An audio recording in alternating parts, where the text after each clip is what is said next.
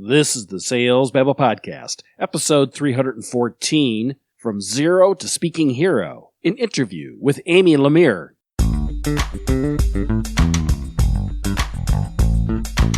Welcome to Sales Babble, the podcast that shares selling secrets for non-sellers. And now your host, Pat Helmers. Hello, Sales Babblers. This is Pat Helmers.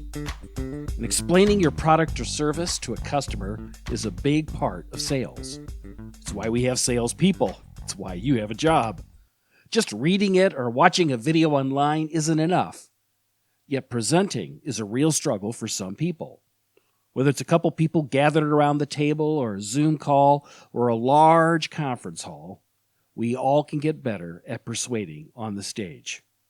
Our guest today is Amy Lemire. She's a sales trainer and author of the book, From Xero to Speaker Hero, and we learned that how you say it and how you sound it matters more than what you say. We also have another of Craig Klein's Sales Nexus sales tips, so make sure and listen all the way to the end. And by the way, if you haven't had a chance to join a Thursday afternoon telebabble, there is another one coming up this week. We'd love to hear your sales questions and advice. So, with no further ado, let's get to it.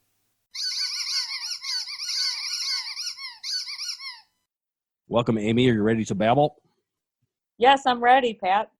Last year in 2019, you wrote the book, From Xero to Speaker Hero, How to Achieve Fame, Fortune, and Fun as a speaker and presenter. What motivated you to take pen to paper, or I guess maybe keyboard to screen? That's a great question, Pat. So what inspired me to write From Xero to Speaker Hero, How to Achieve Fame, Fun, and Fortune as a speaker was I wanted to share my story about going from someone who could not stand up and speak in front of a group to somebody who not only learned how to do that, but made a profession and an income as a speaker and trainer. I felt my way of giving back to the community was to write my book so that I could help other people overcome their fear of public speaking. And what is your experience in sales? Well, this is a sales podcast, Selling Secrets for Non-Sellers. What is your background when it comes to selling? Sure. My background is that I started in sales. I actually started in inside sales, teleselling in college, go way back to the days where, I tell people I was the person that interrupted your dinner and tried to sell you the Amico multi-card. But as I went out of college and into the professional world, I started selling back at the time when the flip phone was a hot product. I started in telecommunications, and then I went into business to business, and I spent the majority of my sales career in medical sales. In a way, I think that my sales interest started, both of my parents had been in sales, and so maybe I think I got the sales gene from both of them. I like that a lot. And I like the fact that you wrote this book here about speaking, because I think all salespeople are kind of like stealth school teachers. They're, their job's kind of like to take these reluctant students and try to get them excited about the subject, and they may not be excited about the subject. So it kind of begs the question, how can you present in a way that motivates them to take action? I think the thing for me about getting people to take action is if you think about it, I think the statistics are that when we communicate with people, 7% of what people pay attention to is our words. The other, I think it's like 38% is our body language, our physiology, and the last portion is our tonality of our voice. So with that being said, what I try to incorporate into my speaking and presenting, Pat, is that your body language and your physiology in front of an audience are more important than the words you're saying. So through groups like Toastmasters, you can learn to be a better speaker and presenter and practice this in a safe, non-threatening environment, which is what I chose to start doing over 10 years ago. So not only is it about speaking, but it's also about how do you use your body language as well as your voice projection to own the room. So it's really not necessarily just the message, but it's more weighted on your physiology and on your voice intonation that's going to get people to listen to you. And I think the challenge is when you talk about school teachers, with all due respect, I think sometimes we say the word school teachers and we all think of the person standing up talking in a monotone, standing in one place. And that's the reason that we tune out, is that we're not engaged in what they're saying because of that, because of their approach. I've worked on a lot of presentations, coached a lot of people on presentations. The vast majority of the time is spent on getting those PowerPoint slides just exactly perfect. Tonality, body language isn't even part of the conversation. Exactly. And that's where I think PowerPoint is a double-edged sword.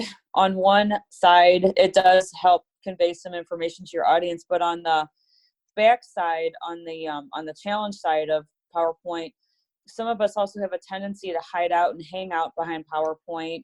We sometimes put too much information on the screen, or we are nervous, so we sit and we start reading the slides to the audience. So those are two big pitfalls. So what I try to do is, if I am going to use PowerPoint, is I try to keep that content simple. I try to keep the presentation under 20 minutes. And then I also am prepared in case my PowerPoint or my projector crash and I don't have the information at all. Am I knowledgeable enough of the material that I can put on a flip chart or say it to the audience without PowerPoint? I think that's the key to using PowerPoint, is looking at it as a visual aid, not the thing that's going to carry us through our presentation. I think it's not so much about the PowerPoint that I wanted to focus on, was the idea that there's some value that you're looking to exchange with these prospective clients. And that's where all the energy has gone into.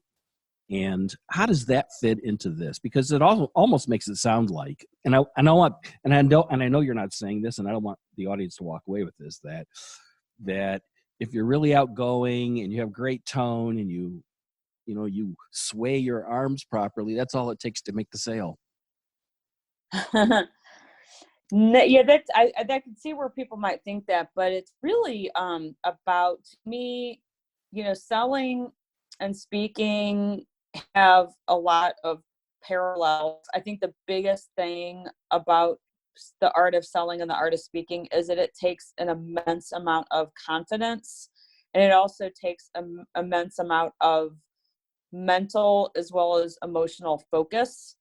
And that's where I feel as though we are in sales, being a better presenter and speaker is absolutely critical, because the more, quick we can engage the prospect with our, again, body language, our voice intonation, whatever it might be, the quicker they're going to want to connect with us and hear what we have to say after that. That is so interesting. That's the subtitle of this podcast is Selling Secrets for Non-Sellers. And I can remember the first time that I had to give a presentation back when I was an engineer. I was like 22, fresh out of college, and I had to give a presentation. And I was up in front of the projector, and I was shaking so bad that my boss was really concerned. And it was just like 6 or 7 people in the conference room. Right. What does an engineer to do? What advice have you got for people who don't think of themselves as business people, who don't think of themselves as sellers? Maybe is there a set of steps or tips or something that you could share that they can walk away with out of this episode and be able to take action? Sure. I think the number one takeaway on this, I do have a top list of speaker and presenter tips that are in my book, but if I had to narrow it down to maybe the top 3, I would say, number 1, practice makes prepared. The more rehearsed you are, the more you know your presentation backwards and forwards, the less likely it's going to be that you're going to get nervous and crumble in front of a group. And when I say practice makes prepared, this means practice in front of your mirror, practice in front of a webcam, practice in front of your dog, your significant other, your family or friends. But the more you get comfortable with your content and the more you have it memorized, the better you will do in front of an audience. The second thing I would say is act on every opportunity to speak. And what that to me means is go join a group like Toastmasters. That is where I overcame my fear of public speaking, and it's the largest non-for-profit speaking and communication organization in the world. It's a work at your own pace program, but I can't find a better place that I could recommend to anyone that wants to just be a better presenter, no matter what walk of life you're in. Last but not least, I think the last thing I would think about is before you are going to speak in front of an audience, there's a concept of mental preparation. So if I am going to get up in front of a big audience, if, for instance, I remember when I was still in a medical company selling and then moving into a sales trainer role, I was in front of a bunch of people who were once my peers, and now I'm teaching and training them. And I felt really nervous. And I remember just before I got up, closing my eyes and visualizing that I'm here to serve these people. They need what I'm going to talk to them about, and everybody here wants me to succeed. The reason we get so scared and nervous and jittery when we get in front of an audience is typically because we are focusing more on ourselves versus the audience. So if we focus more on the audience, that can take a lot of the nervous edge away. What do you mean by that? Because I have a tendency when I'm speaking to immediately try to engage the audience in a conversation by asking them rhetorical questions and throwing questions out there like that. Exactly. I mean, I think engaging the audience, and this is something I did write in my book, is that, one way to engage your audience up front, Pat, is exactly what you just said. Ask open-ended questions, do an audience poll, ask people to raise their hand if they've done this or done that. But the main thing is that if you do that engagement up front, I always find it a time to take the focus off me and for the audience to focus on themselves. And it also helps me take a breath and gauge the room a little bit better and have it be more of a, like you said, a conversation versus me just standing up and talking. Maybe even asking people to share in the beginning of your presentation if somebody wants to make a point or agree with something you're saying. That also can help get the audience engaged. Well, this brings up two pet peeves I have. We all have them. All right. So I'd like to get your take on that. I really dislike it when the speaker's been speaking for a while and they go, so is there any questions? And there's just like dead silence. I can see why you would think that. That really bothers me. It would make more sense if they had like asked a specific question, or maybe they'd have said like, so what questions do you have? Because a lot of people, I don't think in the audience want to be the first one to speak up or something, but I don't know. Is that a pet peeve you have? That's a great question. And I would say I'm probably one of those people that's guilty of doing exactly what irritates you. But there's two reasons when I present. That depends. If it's a small group and I have unlimited time, I'm not going to do this. But if I have a very fixed time limit, like 1 hour or 2 hours or whatever the time might be, a half hour, what I do is, number one, I set the expectations up front that I'm going to go ahead and I'm going to do my presentation, but I want to make sure that I answer your questions at the end. So if you have questions while I'm speaking, please write it on a piece of paper so that when we get to Q&A, you'll be able to remember what your question was. And the reason I do this, there's two reasons. Number one is that the moment you take a question from the audience, you run that risk. If it's somebody that likes to talk, or if there's somebody next to them that wants to chime in and add their comments, you can quickly lose half of your presentation time because of a question.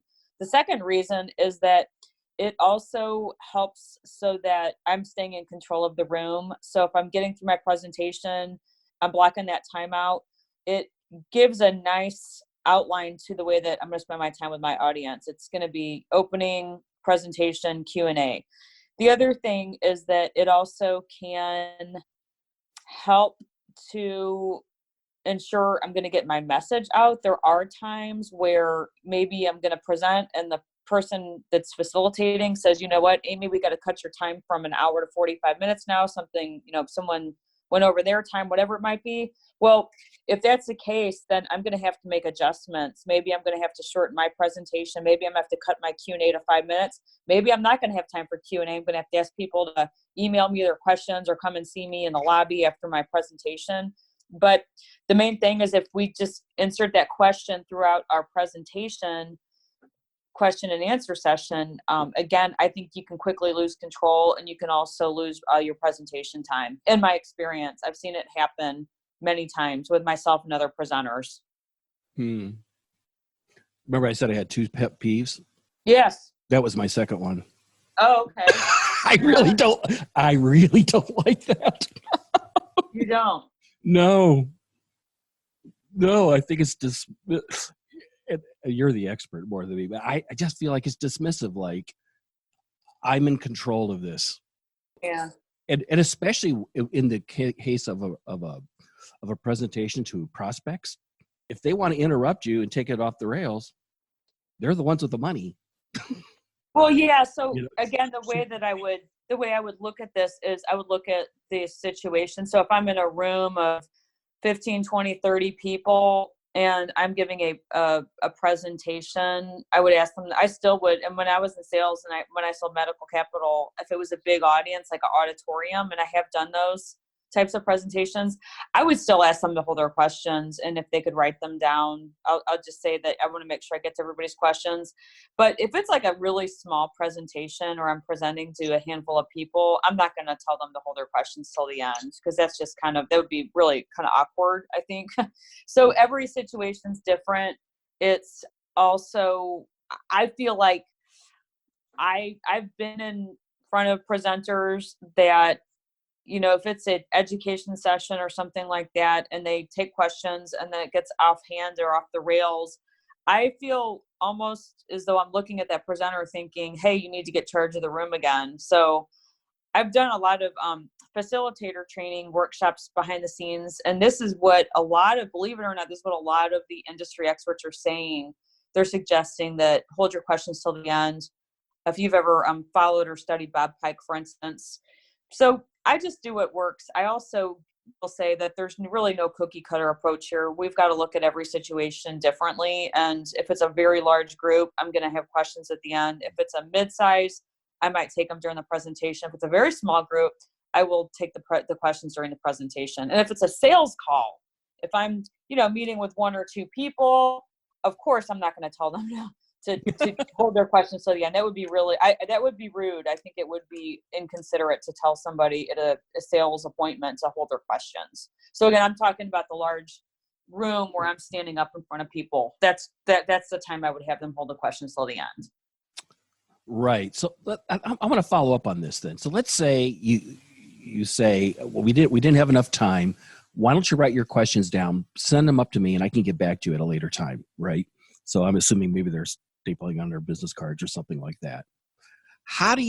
What's the process you use to follow up with these people and actually maybe convert them into prospects? Yeah, that's a great question. I think the way that I would do that next step is I would make sure, that everyone's got my contact information. A lot of the times when I'm doing speaking and I am trying to get prospects from the audience, I will make sure before the presentation to make sure everybody's got my business card. So it has my cell number on there, my website, all the ways they can get in touch with me.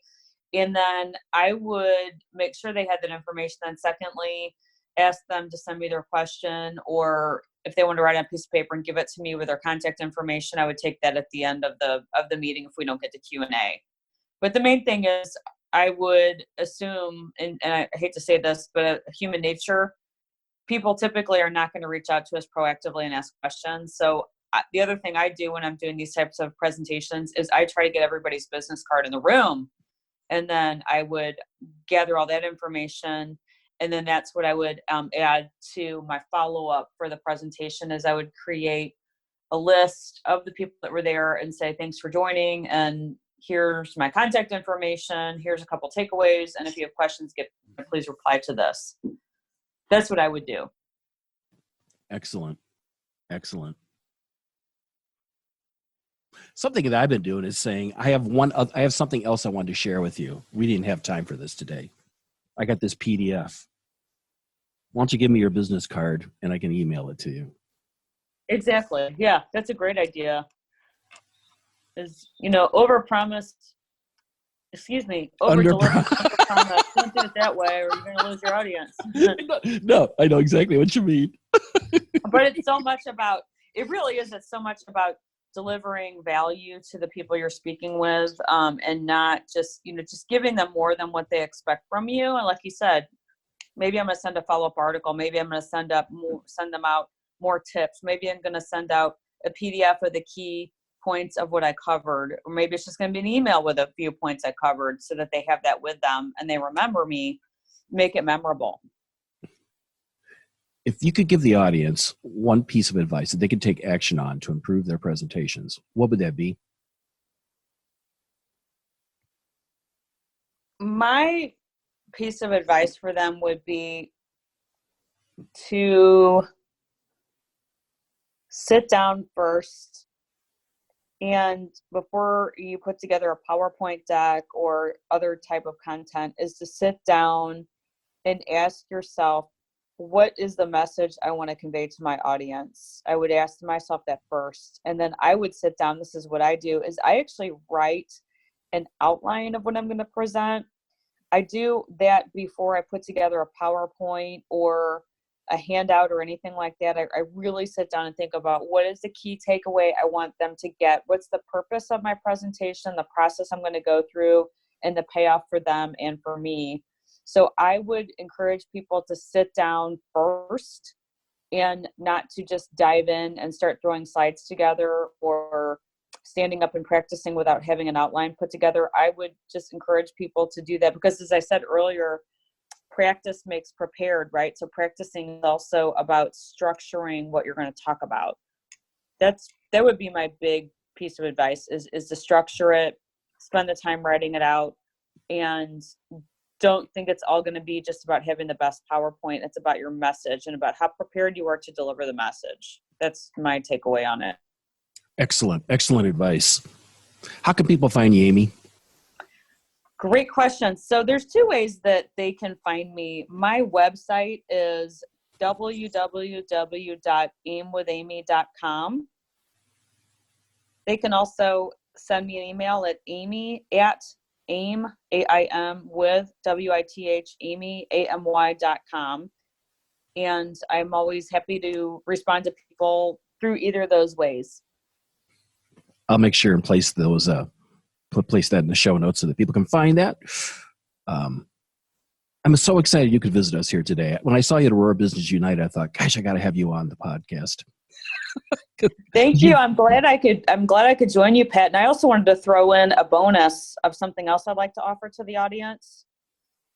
Sure. One of the things that I'm also focusing on right now with sales professionals is that skills and speaking, it's not really about what we know. It's about our ability to overcome our mental and emotional conversations in our mind that keep us from succeeding.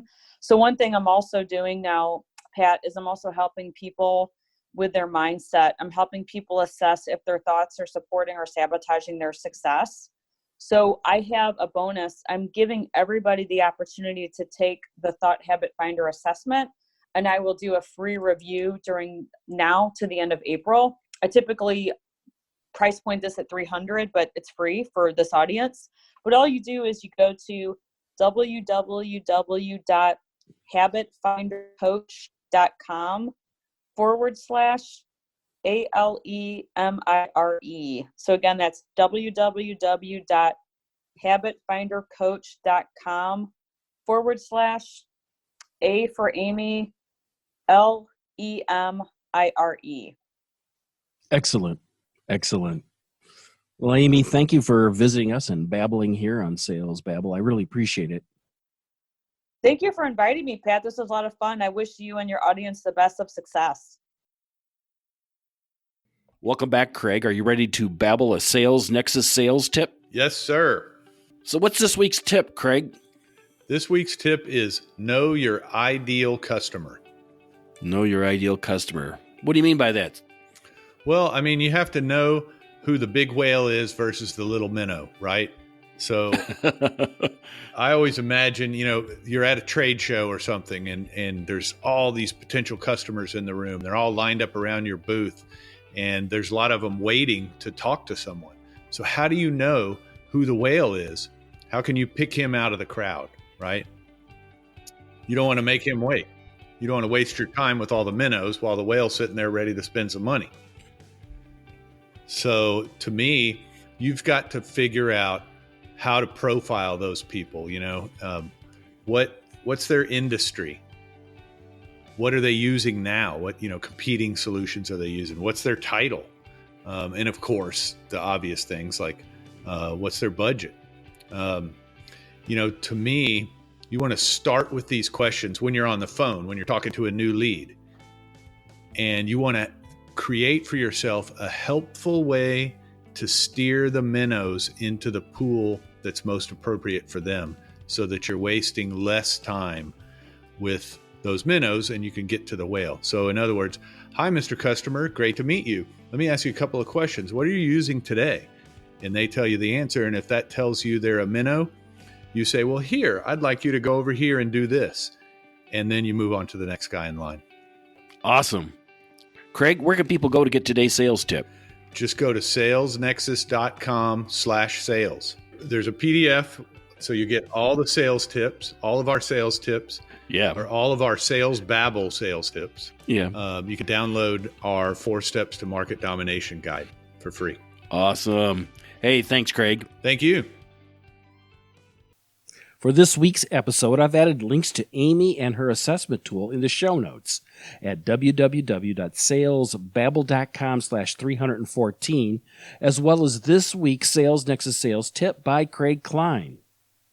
One of the best ways that people hear about Sales Babble is from listener reviews. If you could go to your favorite podcast app and leave us a 5-star comment, I would really appreciate it. Word of mouth is how podcasts spread. If you've got a question or a comment about the podcast, I highly recommend that you come to this Thursday's Telebabble and meet other Sales Babble listeners. If you can't make the Telebabble, you are welcome to ask me a question anytime by going to the homepage at www.salesbabble.com and click the Babble Me button. That's all I got for today, folks. So until next Tuesday, take care and have a highly successful and a profitable selling day.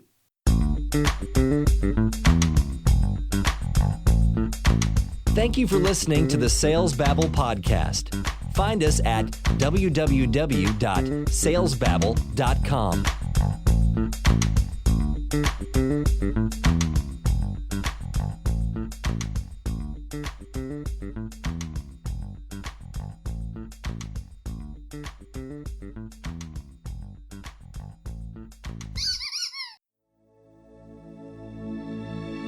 This is a production of Habanero Media.